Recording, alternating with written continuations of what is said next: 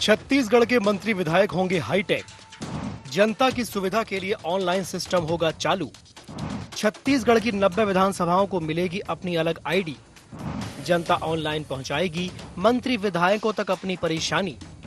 Digital शिकायत सुविधा पर कांग्रेस का तंज। पहले मंत्री बंगले में लगी जनता की भीड़ की करें सुनवाई।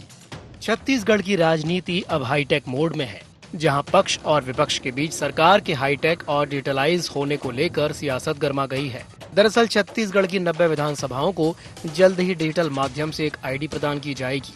इस आईडी का पासवर्ड उस क्षेत्र के मंत्री और विधायक के पास होगा, जहां माननीय एक क्लिक से जनता की समस्याओं का समाधान करेंगे। सरकार के इसी दावे पर कांग्रेस ने निशाना साधते हुए कहा कि पहले मंत्रियों के बंगले के सामने परेशान जनता की लगी भीड़ की सुनवाई कर लें, फिर ऑनलाइन की बात करें। जहां कांग्रेस के बयान पर पलटवार करते हुए बीजेपी ने कहा कि कांग्रेस को हर अच्छे प्रयास में राजनीति करने की आदत सी हो गई है। वर्चुअल या इन पर्सन लगातार विधायकों के पास, मंत्रियों के पास में जा रहा है, उसकी एक बड़ी लंबी लिस्ट है, लेकिन उसका कोई निराकरण नहीं। ये नए तरीके से भारतीय जनता पार्टी इस प्रकार से लोगों के बीच में संदेश देना चाहती है कि हम हर व्यक्ति की शिकायत और कंप्लेंट को सुनना चाहते हैं। जाकर चले जाइए, देखिए किस प्रकार से मंत्रियों के यहाँ भीड़ लगी अपनी शिकायतों को लेकर। वो भी कोई सामूहिक शिकायत देते हैं, उसका भी निराकरण आज तक नहीं हुआ। भारतीय जनता पार्टी खाली डिजिटल का ढोंग रच रही है, करना धरना कुछ नहीं।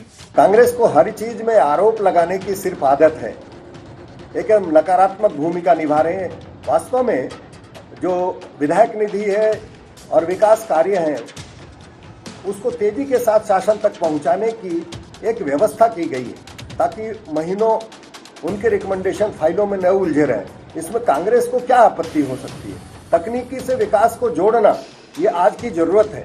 छत्तीसगढ़ में सरकार का यह हाईटेक प्रयोग जहां जनता की समस्याओं के त्वरित और पारदर्शी समाधान का दावा करता है, तो वहीं इस पर सियासत भी तेज हो गई है। एक ओर सरकार डिजिटल प्लेटफॉर्म के जरिए व्यवस्था को आधुनिक बनाने की बात कर रही है, तो वहीं दूसरी ओर विपक्ष जमीनी हकीकत का हवाला देते हुए पहले मौजूदा व्यवस्थाओं को दुरुस्त करने की सलाह दे रहा है।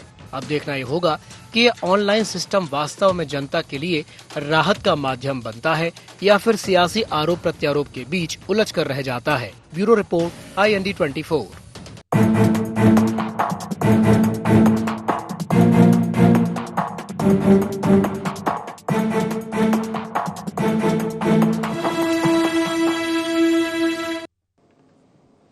नमस्कार, जय जोहार, गुहार। छत्तीसगढ़ में आप सभी का स्वागत है। मैं हूं आपके साथ दिव्यांशु जोशी। तो छत्तीसगढ़ में अब जनता की परेशानियों का निवारण ऑनलाइन होगा। प्रदेश में पहली बार मंत्री और विधायकों को हाईटेक किया जा रहा है, जहां उन्हें डिजिटल प्लेटफॉर्म के जरिए जनता से जोड़ा जाएगा। सरकार का यह दावा है कि इससे फाइलों की रफ्तार बढ़ेगी और काम में पारदर्शिता आएगी। तो भी विपक्ष ये कह रहा है कि पहले सरकार मंत्री बंगलों में लगी जनता की भीड़ की सुनवाई कर ले, फिर ऑनलाइन आए। आज इसी विषय को लेकर के हम चर्चा करेंगे, लेकिन चर्चा करने से पहले जान लेते हैं क्या है आज के गुहार पॉइंट्स। क्या ऑनलाइन सिस्टम से सच में बदलेगी व्यवस्था? इस सिस्टम से कितनी आसान होगी नेताओं तक जनता की पहुंच? डिजिटल प्लेटफॉर्म को कांग्रेस क्यों बता रही दिखावा? बीजेपी क्यों लगा रही कांग्रेस पर राजनीति करने का आरोप? तो चलिए चर्चा को विस्तार देते हैं। कुछ खास मेहमान हमारे साथ चर्चा में शामिल हो रहे हैं, आपका परिचय करा देते हैं। हमारे साथ चर्चा में जुड़ रहे हैं रुपेश दुबे जी, कांग्रेस प्रवक्ता हैं। रुपेश जी, बहुत बहुत स्वागत है आपका IND 24 में। हमारे साथ जुड़ रहे हैं वैभव बैंस जी, भारतीय जनता पार्टी के प्रवक्ता हैं। वैभव जी, आपका भी बहुत बहुत स्वागत है IND 24 में। और हमारे साथ जुड़ रहे हैं मनीष वोरा जी, वरिष्ठ पत्रकार है। मनीष जी, आपका भी बहुत बहुत स्वागत है IND 24 में। चलिए शुरुआत में कर लेता हूं रुपेश जी से ही। रुपेश जी, नई व्यवस्था की बात हो रही है कि भाई डिजिटल चीज़ें हो जाएंगी। जैसा कि हमने देखा कि भाई डिजिटल इंडिया को लेकर के जब बात शुरू हुई थी, जब मोदी जी ने डिजिटल इंडिया का ऐलान किया था कि भाई चीज़ें डिजिटल होंगी, और चीज़ें काफ़ी हद तक डिजिटल हुई भी हैं। वो एक अलग विषय है चर्चा, वो एक अलग डिबेट का विषय है कि उसमें कितनी सफलता मिली, कितनी नहीं मिली। लेकिन आज हम जिस विषय पर बात कर रहे हैं कि भाई जो लोगों की समस्याएं हैं, जनता की जो समस्याएं हैं, उनके लिए ये डिजिटल व्यवस्था लाई जा रही है।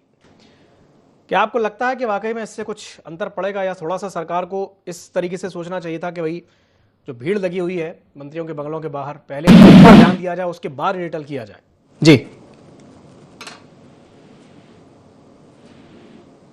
प्रवक्ता को नमस्कार। दिव्यांशु जी, जी जी जिस प्रकार से छत्तीसगढ़ में जो व्यवस्था है, सरकार की व्यवस्था है, जिस प्रकार से आम जनता परेशान है, अपनी परेशानियों के लिए कार्यालयों के चक्कर लगा लगा करके परेशान है, उसके बाद भी छत्तीसगढ़ की भाजपा सरकार जनता के सुविधाओं को, जनता की समस्याओं को सुनने के लिए या समाधान करने के लिए उनकी सोच भी नजर नहीं आती। अभी डिजिटल इंडिया के माध्यम से बात कर रहे हैं, लेकिन डिजिटल इंडिया के माध्यम से बात करने का मतलब यह है कि आम जनता को सीधे मंत्री या सीधे कार्यालय से दूर करने की एक सोची समझी साजिश है, जो भाजपा पिछले समय जन समस्या निवारण शिविर में आवेदन लिया गया था, उसके बाद उसका समाधान नहीं कर पाई थी और उसको पोर्टल में डाल करके या उसमें सरकार के वेबसाइट में डाल करके उसका समाधान देने का प्रयास किया था। आज तक जनता साइट को ढूंढ ढूंढ के परेशान है और छत्तीसगढ़ में भी भाजपा की सरकार थोड़ी भी उनकी जनता के प्रति जवाबदेही है तो आम जनता को सुविधा सुलभ कराए। मुख्यमंत्री जी का जनदर्शन बंद है, इनके भाजपा कार्यालय में जो समस्याओं के लिए आवेदन लगते थे वो बंद है। ऐसी स्थिति में भाजपा सिर्फ गुमराह करने की राजनीति कर रही है और आम जनता के जीवंत संपर्क ना हो, डिजिटल क्रांति और डिजिटल भ्रांति में जिंदगी जिए, ये भाजपा की सोची समझी साजिश है। चलिए ठीक है।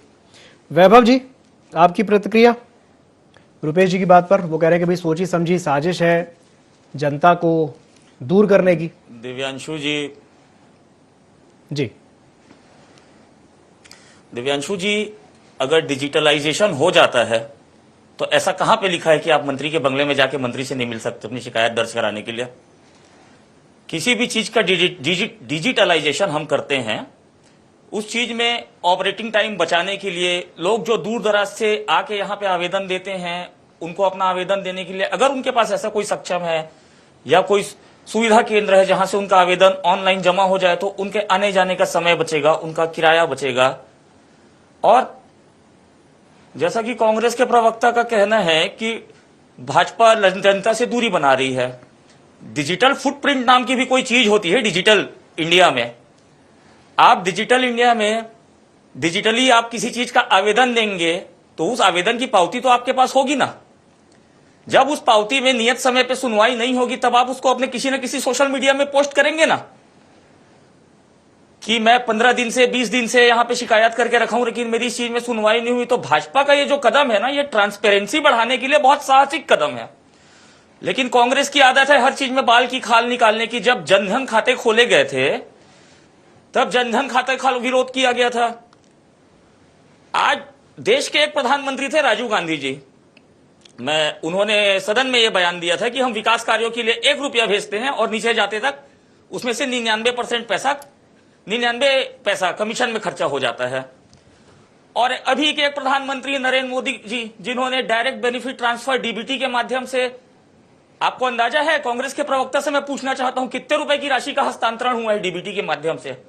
आपको अंदाजा भी नहीं होगा। डीबीटी के माध्यम से 44 लाख करोड़ से भी ज्यादा राशि लाभार्थियों के खाते में सीधे हस्तांतरित कर दी गई है। तो जब किसी चीज में भारतीय जनता पार्टी ट्रांसपेरेंसी बढ़ा रही है, लोगों की सुविधा कर रही है, तो कांग्रेस को उसमें तकलीफ क्या है?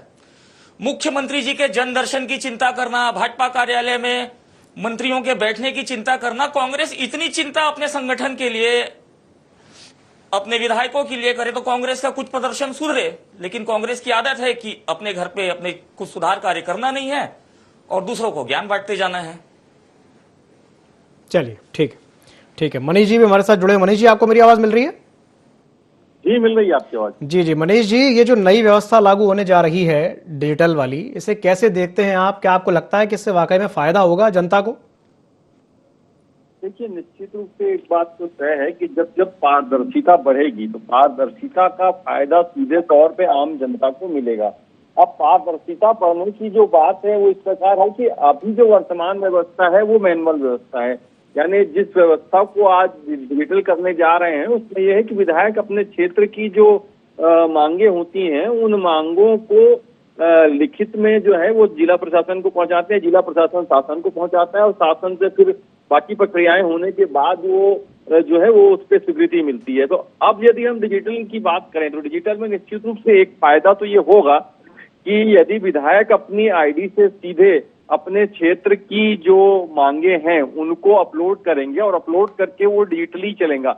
यानी मान लिया जाए कि हम उसको मैनुअल में यदि करते हैं तो मैनुअल में ये होता है कि आपने प्रस्ताव बनाया, उसको कंप्यूटर से टाइप कराया या जैसे भी कराया, वो प्रस्ताव आप कलेक्टर को भेजते हैं, कलेक्टर जो है वो राज्य शासन को भेजता है, राज्य शासन से फिर स्वीकृति आती है। अब यदि ये डिजिटल होगा तो सीधे आप यहाँ बटन दबाएंगे, वो प्रस्ताव जो है कलेक्टर के पास चले जाएगा, कलेक्टर से यदि वो अप्रूव होता है तो अप्रूव होने के बाद वो सीधा राज्य शासन को चले जाएगा। तो जो एक समय सीमा जो होती है, समय की कमी तो निश्चित रूप से उसमें आएगी। अब दूसरी बात यह है कि उसमें जनता का कितना फायदा होगा और कितना नुकसान होगा। तो मुझे लगता है जनता के लिए नुकसान वाली कोई स्थिति वहां पर नहीं है। जनता को फायदा ये होगा कि जो मांगे उनकी स्वीकृत होने में समय लगता था वो समय जल्दी स्वीकृत होंगे। और दूसरी चीज, यदि उसको पब्लिकली आप पब्लिक डोमेन में भी रखते हैं तो पब्लिक डोमेन में जनता अपनी मांगों की क्या स्थिति है उसको सीधे तौर पे ऑब्जर्व कर सकती है कि मैंने ये डिमांड अपने विधायक को दी थी, विधायक ने उस पर ये लिख करके अपलोड किया है, तो अब आज की डेट में वो फाइल कहां पर है और किसके पास में पेंडिंग है, किस वजह से पेंडिंग है। तो ये ट्रांसपेरेंसी का जो फायदा है वो आम जनता को निश्चित रूप से मिल सकता है, या विधायक ने उनकी मांगों को आगे बढ़ाया है भी कि नहीं बढ़ाया ये भी वो देख सकते हैं। यानी आपकी जनता की नजर सीधे तौर पे आपके जनप्रतिनिधि पर भी होगी और उनकी जो डिमांड है उस पर भी होगी। तो दोनों पर नजर होने से सीधे तौर पे जनता के लिए फायदा इसमें हो सकता है। और दूसरी बात यह कि इसके नुकसान की यदि हम बात करें तो नुकसान के लिए जैसे देखेंगे तो अलग चीजें उसमें हो सकती है कि भाई हमने मांग रखी और जनता को हमने वहां दे दिया, वो बोलेगा मैंने अपलोड कर दिया है, अब आप बताएंगे वहां से जब आएगा।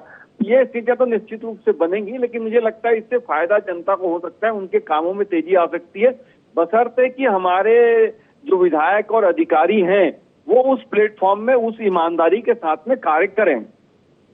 ठीक है, ठीक है, ठीक है। मतलब कहने का मतलब ये है कि भाई ब्यूरोक्रेसी के लेवल पर थोड़ा सा ईमानदारी बरते जाने की आवश्यकता है, तब जाकर के ये चीज सफल हो पाएगी। चलिए रुपेश जी क्या कहेंगे? दिव्यांशु जी, भाजपा की सरकार केंद्र में हो या राज्य में हो, बार बार जेम पोर्टल से खरीदी की बात करते हैं, उसके बाद जेम पोर्टल की खरीदी में भी किस प्रकार से भ्रष्टाचार के मामले प्रमाणित रूप से सामने आए हैं। और आम निश्चित रूप से मनीष बोरा जी कह रहे हैं कि आम जनता की तकलीफों को, आम जनता की परेशानियां की पब्लिक डोमेन में आने में बातें होंगी, लेकिन उस स्थिति में क्या होगा जब हमने तो अपलोड कर दिया है, अब देखते हैं और उसके बाद किस प्रकार से संचार सुविधा जिन क्षेत्रों में है, ग्रामीण क्षेत्रों में है, वहां संचार सुविधा कितनी तीव्र गति से चलती है, ये सब चीज भी देखनी पड़ेगी। और भाजपा की सरकार, देखिए मैं आरोप नहीं लगाना चाहता, महेश जी बड़ी बड़ी बातें कर रहे थे, जनधन खाता की बात कर रहे थे। जनधन खाते आज छत्तीसगढ़ नहीं भारत देश में कितने जनधन खाते जीवित हैं ये आंकड़े ही कम से कम पता कर लें। लेकिन ये राजनीति की बात नहीं है। यदि आपकी मंशा सही है तो आप जनदर्शन लगाइए, कलेक्टर जनदर्शन में समस्याओं का समाधान करिए। डिजिटल क्रांति के साथ साथ अब डिजिटल क्रांति की बात करते हैं, आज डिजिटल अरेस्ट हो रहे हैं, आप आदि व्यक्तियों के खातों से पैसे निकल जा रहे हैं। भाई जितना आप डिजिटल कर रहे हैं उसकी सुरक्षा भी, उस बात को सुनिश्चित करिए। आप डिजिटल करके आप आम जनता के प्रति जवाबदेही से बच नहीं सकते। आप पूरी ईमानदारी से, पूरी तन्मयता से, पूरी पारदर्शिता से यदि आपकी काम करने की मंशा है तो पहले संचार सुविधा को मजबूत करिए, उसके बाद उस क्षेत्र में आइए। लेकिन आगे पाठ पीछे सपाट वाली स्थिति है। छत्तीसगढ़ में भ्रष्टाचार चरम पर है, शराब, सिर्फ शराब को ऑनलाइन कर रहे हैं। ऐसी स्थिति में शिक्षा की दुर्गति क्या है? और क्या हर व्यक्ति के पास एंड्रॉइड मोबाइल हो, उस मोबाइल से वो सुविधा नेट चलाए?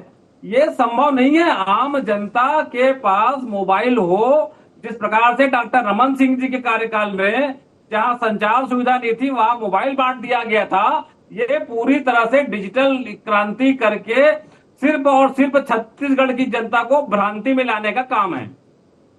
चलिए ठीक ठीक। वैभव जी आपकी टिप्पणी। दिव्यांशु जी, कुछ भी बिना सोचे समझे व्हाट्सएप फॉरवर्ड को लेके डिबेट में बैठ जाना, बेसिर पैर की बातें करना। जनधन खाते कितने रुपेश बता दो दुबे मेरे जी, को। बड़ी बातें कर रहे हो, 2014 में कितने जनधन इस खाते देश आ में गए इंटरनेट आपके यूजर्स पास? की, कितने गांव में टावर है मालूम है आपको? सुनिए नहीं, 2014 में सुनिए नहीं, आप बता आप दो, बीच में मत आप बोलिए डिबेट ना, में मैं बोल बैठे लेता हो हूं। ना, मैं कितने बोल लेता हूं, जनधन सुनिए ना, खाते हैं सुनिए बता दो ना। मुझे आप। मैं बता रहा हूं संचार क्रांति है बता दो मुझे आप। मैं बता रहा हूं। जी बताइए। बता देता हूं डिजिटल क्रांति बताता हूं मैं आपको, डिजिटल क्रांति बताता हूं मैं आपको क्या होती है। 2014 में इस देश में इंटरनेट के यूजर की संख्या 14 करोड़ के आसपास थी। 2024 में वो संख्या बढ़ के 96 करोड़ से अधिक। दुबे जी, या तो आप मेरे को बोल लेने दीजिए या तो आप खुद बोल लीजिए। मैं आपके बीच में नहीं बोला, तो आप मेरे को बोलने दीजिए। सभ्यता का परिचय दीजिए। रुपेश जी थोड़ा सभ्यता का परिचय। जी उनको सभ्यता नहीं, जैसे दुबे जी हम लोग सब्जी की मंडी में नहीं खड़े हैं। जैसे मैं न्यूज रूम में दुबे जी, मिलेगा। रुपेश जी शांति ऐसे से नहीं, बैठिए। आप जब आप बोल रहे थे वो आराम से आपकी बात सुन रहे थे, अब आप उनकी बात सुन लीजिए, फिर मैं आपको बोलने का मौका दूंगा। सब्जी की किस प्रकार से शब्दों का उपयोग करेंगे तो जवाब वैसे ही दुबे मिलेगा। जी, ठीक है चलिए ठीक है वैभव जी, शब्दों की थोड़ी सी मर्यादा रखें और बड़े आराम से अपनी बात रखें। फैक्ट्स के दुबे साथ। जी सुनिए दुबे जी, हम एक न्यूज चैनल में बैठे हैं, किसी सब्जी की मंडी में नहीं है। मैं आपके बीच में नहीं बोला, आप मेरे को बोलने दीजिए। ठीक है बोलिए अपनी बात पूरी कीजिए। जैम पोर्टल की बात कर रहे थे ना आप, जैम का फुल फॉर्म बता दीजिए आप मेरे को। चलिए इस लाइव शो में बता दीजिए ना, जैम का फुल फॉर्म बता दीजिए मेरे को। बताओ मुझे आप, चलो बिना गूगल करे बता दीजिए आप मेरे को। अरे जनधन खाता कितना है बताओ आप ना। बताइए ना, आप बताइए ना मेरे को, जैम का फुल फॉर्म बता दीजिए। अभी आप जैम पोर्टल की बात कर रहे थे ना। दुबे जी बेगानी शादी में अब्दुल्ला दीवाना मत बनिए। दुबे जी बेगानी शादी में 44 लाख करोड़ रुपए से ज्यादा की राशि हस्तांतरित हो चुकी है उन खातों से। कहाँ? अच्छा कह रहे बताओ ना। आप लोग सोचिए, आप लोग सत्ते में होते तो उसमें कमीशन काट के आप लोगों का कितना फायदा बनता। वो फायदा गया आपका, इसलिए आप लोगों को दुख होता है। दुबे जी, आप लोगों का वो फायदा गया, आप लोगों की कमीशन खोरी का खेल खत्म, तो आपको बुरा लगता है। सच को स्वीकारिए ना दुबे जी, छत्तीसगढ़ की जनता सच को स्वीकारिए ना। जनधन खाते छत्तीसगढ़ में कितने हैं बताओ तो मुझे। छत्तीसगढ़ की जनता का हिसाब सही करने के लिए ही छत्तीसगढ़ की जनता ने भारतीय जनता पार्टी को चुना है। कांग्रेस को विपक्ष में बैठने का जनादेश दिया है। आपसे बर्दाश्त नहीं हो पा रहे क्या वो? थोड़ा सहने की आदत डालिए ना, थोड़ा सहने की आदत डालिए ना दुबे जी, थोड़ा सहने की आदत डालिए ना दुबे जी, तो जवाब थोड़ा सहने की आदत डालिए ना। थोड़ा देखिए, मैं आपके बीच में नहीं बोला ना, आप थोड़ा सभ्यता का परिचय दीजिए। ठीक है वैभव जी, आप थोड़ा सभ्यता का परिचय दीजिए, बात रखिए। सभ्यता का परिचय दीजिए ना दुबे जी। चलिए ठीक है और अज्ञानता की बात कर रहे हो दुबे जी, आप सब्जी बेचने आए हैं, डिबेट करने आए हैं, मेरे को बोलने दीजिए ना। दुबे जी आराम, चलिए आप आप बोलने उनकी दीजिए पूरी ना, बात हो आप जाने बोलने दीजिए, उसके दीजिए। बाद मैं आपके पास आता हूँ। चलिए आप अपनी बोलने बात पूरी दीजिए कर ना लीजिए। जी वैभव जी अपनी बात पूरी कीजिए। जी बोलिए। दिव्यांशु जी, मैं ये कहना चाहता हूं कि एक हार्वर्ड से एमबीए पास आउट वित्त मंत्री पी चिदम्बरम जी ने इस देश की सदन में बयान दिया था कि देश में डिजिटलाइजेशन करना संभव नहीं है। और जिस प्रधानमंत्री को कांग्रेस चाय वाला कहते आ रही है, उस चाय वाले प्रधानमंत्री ने इस देश में डिजिटल क्रांति लाके दिखा दी कि डिजिटलाइजेशन कैसे किया जाता है। आज आप पान की दुकान, रेहड़ी पटरी, बूट पॉलिश वाले, सब्जी वाले, किसी भी जगह जाएंगे तो आपके यूपीआई से पेमेंट होते हैं। जी यूपीआई ट्रांजेक्शंस में भारत दुनिया का सबसे नंबर 1 देश है। ठीक। यूपीआई ट्रांजेक्शंस का मतलब सबसे सीधा ब्लैक मनी के ऊपर हमला करना है दिव्यांशु जी। आप सारा ट्रांजेक्शन व्हाइट में करेंगे, आपके पास कच्चे पैसे की कोई आवश्यकता नहीं रह जाएगी। तो ये छोटे छोटे से परिवर्तन होते हैं दिव्यांशु जी, और परिवर्तन के परिणाम आगे दिखते हैं। 2014 में जिस इंटरनेट के यूजर 14 करोड़ से कम थे, 2024 में उस इंटरनेट के यूजर 96 करोड़ से ज्यादा कैसे हो गए? जनता का कहीं ना कहीं समर्थन मिल रहा है ना मोदी जी को। और वो जो जैम पोर्टल वाली बात कह रहे हैं उसका क्या? तैयार नहीं है। कांग्रेस के पूर्व प्रधानमंत्री ने सदन में स्वीकारा कि हम पैसा भेजते। जी जैम पोर्टल में कहा भ्रष्टाचार की जांच की गई, जैम पोर्टल में भ्रष्टाचार की शिकायतें आई। मैं आपको बता देता हूं, छत्तीसगढ़ राज्य के वित्त मंत्री ओपी चौधरी ने जैम पोर्टल में एक भी निविदा में एक्स्ट्रा शर्त जोड़ने पर उस पोर्टल के उस निविदा को रद्द करने का नियम ला दिया। ट्रांसपेरेंसी कहां पे नहीं है? ट्रांसपेरेंसी कहां पे नहीं है? कम से कम ये सरकार जी सेमीकंडक्टर चिप बनाने का प्लांट ला रही है, एआई डेटा सेंटर बना रही है, नरवा गरवा घुरवा बारी ये सब तो नहीं कर रही है ना। नरवा गरवा घुरवा बारी, छत्तीसगढ़ ला घुरवा बोसदेव संगवारी, कुछ नहीं हुआ ना। उसमें गोबर में घोटाला कर लिए, देखिए दिव्यांशु जी, समस्या क्या है कि कांग्रेस को जब कमीशनबाजी, घोटाला करते, पैसे में डंडी मारते नहीं बनता है तो कांग्रेस को दर्द होना स्वाभाविक है, वो दर्द होने दीजिए। और दूसरी बात, भारतीय जनता पार्टी की सरकार छत्तीसगढ़ के एक एक नागरिक के लिए अकाउंटेबल है और इतना दम रखती है कि सारा वैभव जी चलिए, आपने अभी तक जितनी भी बातें कही आपकी बात ठीक है। मैं कांग्रेस की सरकार है वहां ये योजना लाके ट्रांसपेरेंट करने को बोल दीजिए। जी वैभव जी, आपकी बात से सहमत हुआ जा सकता है, नहीं हुआ जा सकता, वो एक अलग मैटर है। जो आज आपने यूपीआई वाली बात कही वो हाँ मैं मानता हूं सही है, लेकिन अब इसको थोड़ा सा दूसरे तरीके से समझने की कोशिश करते हैं कि जैसे रुपेश जी जो बात कह रहे हैं कि भाई मान लीजिए छत्तीसगढ़ के किसी दूर दराज के कोई गांव का आदमी है और उसके पास मान लीजिए मोबाइल फोन भी नहीं है, तो वो बेचारा कैसे अपनी बात रखेगा? अगर आप डिजिटल कर देंगे तो वो अपनी बात कैसे माननीयों तक पहुंचाएगा? बस इतनी सी बात। सर बहुत अच्छा क्वेश्चन है आपका, मैं इसका जवाब देता हूं। मेरे पिताजी रिटायर्ड अफसर हैं। उस जमाने में जब मोबाइल फोन होते नहीं थे और जब वो मोबाइल फोन आए तो वो सामान्य फोन ऑपरेट करते हैं। चूंकि हमारी खेती बाड़ी भी है और इस बार धान के टोकन भी ऑनलाइन मिलते हैं, लेकिन अपने घर में मैं हूं ना उस टोकन को ऑनलाइन काटने के लिए, तो जो बुजुर्ग आदमी है उसके लिए चॉइस सेंटर खोले गए हैं ना हर ग्राम पंचायत में लोकल हेल्प के लिए, तो वो कोई विषय नहीं है। विषय ये है कि वो आदमी, मेरा गांव, मेरा मंडी अगर धमतरी में आता है तो मेरा 75 किलोमीटर का ट्रेवलिंग टाइम बचता है, मेरा ईंधन बचता है, मेरा समय बचता है और मैं उसका ऑनलाइन टोकन लेता हूं, तो इसमें खराबी क्या है? यह तो स्वागत योग्य कदम है। गांवों में भी किसान ऑनलाइन टोकन ले रहे हैं। हर किसान स्मार्टफोन नहीं रखता, लेकिन गांव में सीएससी है ना, वहां पे लोगों को सुविधा प्रदान की जाती है ना कि आइए आपका धान का टोकन कटवा देते हैं, किसी का आधार कार्ड बनवाना है, किसी का जन्म प्रमाण पत्र बनवाना है, किसी का मृत्यु प्रमाण पत्र बनवाना है। जहां मोबाइल नहीं है वहां भी चॉइस सेंटर के माध्यम से बनते हैं ना। चलिए ठीक, बस इतनी सी बात है। ठीक है रुपेश जी, आपकी प्रतिक्रिया? हाँ, चॉइस सेंटर फ्री में काम कर देते हैं। महतारी वंदन के केवाईसी कराना, राशन कार्ड में केवाईसी कराना, हर 3 महीने में केवाईसी कराने के कारण जिस प्रकार से आम जनता को चॉइस सेंटर में जाके 100 रुपए देने पड़ते हैं। चॉइस सेंटर में जितना पैसा लेते हैं ना, किसी कांग्रेस नेता की कमीशन से कम पैसा लेते हैं। खुली लूट है। और स्कैनिंग, और सीएससी सेंटर में एक पेज स्कैनिंग करने के लिए 5 रुपए देना पड़ता है। यदि कोई आवेदन देता है तो एक पेज स्कैनिंग का 5 रुपया, 20 पेज स्कैनिंग है तो 100 रुपया एक्स्ट्रा। ये छत्तीसगढ़ सरकार योजना ला करके आम जनता के जेब में डाका डाले काम करती है। अरे इतना सुविधा मत दो। आम जनता के फोटोकॉपी, जो का फोटोकॉपी 1 रुपए में होता है, उसको स्कैनिंग के माध्यम से 5 रुपए वसूली के लिए खुली छूट देके बैठी है भाजपा सरकार। आए दिन केवाईसी केवाईसी केवाईसी। तो इतना ट्रांसपेरेंसी और इतना डिजिटलाइजेशन की बात ना करें कि आम जनता की जेब में टाका डालना की नौबत सरकार के माध्यम से हो रहा है। चलिए ठीक है, ठीक है। वैभव जी क्या कहेंगे? दिव्यांशु जी, मैं कहना चाहूंगा कि कोई भी डॉक्यूमेंट जब हम लोग ऑनलाइन अपलोड करते हैं तो फोटोकॉपी क्लियर नहीं आती, इसलिए उसको स्कैन किया जाता है। और अगर लोगों के साथ लूट होती तो अभी तक जो चॉइस सेंटर होते हैं वो चलना बंद हो जाते। लोग वहां जा रहे हैं, मजबूर लोगों थे, वो लोगों का काम करके दे रहे हैं। सुनिए, किसी भी डॉक्यूमेंट की फोटोकॉपी और स्कैन कॉपी में जमीन से आसमान का फर्क होता है। अब दुबे जी, आप रॉकेट साइंस, इसमें कोई रॉकेट साइंस नहीं है, बहुत सरल सा विषय है। आप समझना नहीं चाहते या जान के अनजान बनना चाहते हैं, ये मैं नहीं जानता, लेकिन ये बहुत सरल सा विषय है। दुबे जी, आप भी पीड़ित होंगे, आप भी पीड़ित होंगे, या आप करना नहीं चाहते होंगे। जिस आम जनता को जो 1 रुपए में काम होता है उसके लिए 5 रुपए, और चॉइस सेंटर में 25 रुपए अलग, माने 25 रुपए आवेदन शुल्क का, उसके बाद स्कैनिंग का, उसके बाद दुबे जी जो 100 रुपए एक्स्ट्रा।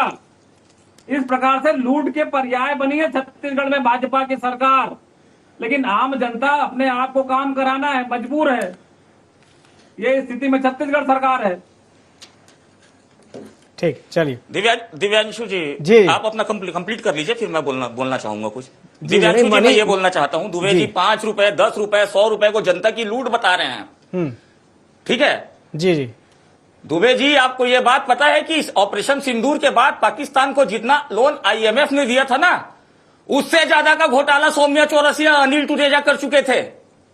तो आप समझिए, सिंदूर की बात मत करिए, आप जनता को लूटने की बात मत करिए। ये आप लोगों के मुंह से शोभा देता ही नहीं है। इन्होंने प्रेस कॉन्फ्रेंस किया था, अब ये शोभा देता ही नहीं है। नेताओं के